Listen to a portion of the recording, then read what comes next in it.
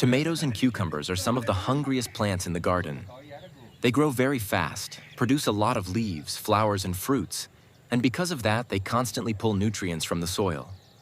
Many gardeners notice that their plants start strong in the beginning of the season, but later become weak, pale, or stop producing heavily. Flowers may drop before turning into fruit. Leaves may lose their deep green color, and fruits may remain small. This usually happens because the plants have exhausted the available nutrients around their roots. That is why regular feeding is very important if you want healthy vines and heavy harvests throughout the season. A good liquid fertilizer can make a huge difference because nutrients reach the roots quickly, and plants can absorb them faster than dry fertilizers. Natural homemade fertilizers are also gentler on plants and improve soil life at the same time. Beneficial microorganisms in the soil become more active, helping break down nutrients into forms plants can easily use.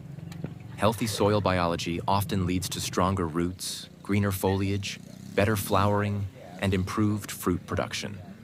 Plants that receive balanced feeding also tend to handle heat stress better during hot summer days. Now let's start the process step by step. First, we will take about 1 liter of lukewarm dairy milk. The milk does not need to be fresh. Even if it has gone bad, you can still use it in the garden.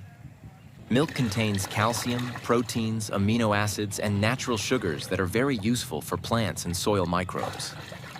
Calcium is especially important for tomatoes because it helps prevent blossom end rot, a common problem where the bottom of tomatoes turns black and starts rotting. Calcium also helps plants build stronger cell walls, leading to healthier stems and leaves. Now into the milk, we will add about 3 tablespoons of molasses. Molasses is packed with potassium and trace minerals. Potassium plays a very important role in flower and fruit production. It helps plants develop stronger fruits and improves overall plant vigor. Molasses also acts as food for beneficial microorganisms living in the soil. Once these microbes become active, they help release nutrients in the soil and improve root activity. After adding molasses, we will add about 20 grams of dry yeast. Yeast is one of the most interesting ingredients in this fertilizer because it helps stimulate microbial life around the roots. Yeast contains natural growth-promoting compounds, vitamins, proteins, and beneficial fungi. Many gardeners notice that plants become greener and more vigorous after using yeast-based fertilizers because the soil ecosystem becomes more active and efficient. Now mix all the ingredients properly until everything dissolves nicely. Once mixed, let the solution sit for at least 30 minutes. During this time, the yeast starts activating and feeding on the sugars in the molasses. You will begin to notice bubbles and foam forming on the surface. This means the fermentation process has started. If the weather is cold, the reaction may take a little longer, so do not worry if it takes extra time. Look closely at the mixture after some time, and you will notice that it has expanded slightly and become foamy. That means the yeast is active and alive. Now we will take about 10 liters of water in a large bucket and pour this activated mixture into it. Stir everything thoroughly so the nutrients spread evenly through the water. Your fertilizer is now ready to use. Apply this mixture directly around the roots of your tomato and cucumber plants. You can also use it on peppers, eggplants, squash, beans, and many flowering plants in the garden.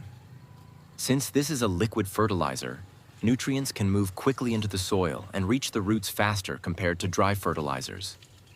This fertilizer works especially well during the flowering and fruiting stage when plants need extra energy. Regular feeding can help plants produce stronger flowers and improve fruit setting.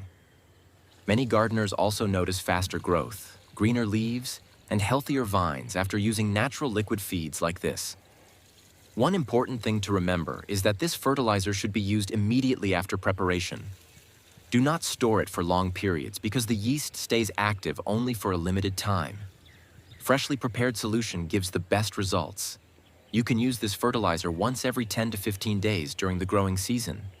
For best results, apply it in the early morning or evening when temperatures are cooler and the soil is already slightly moist.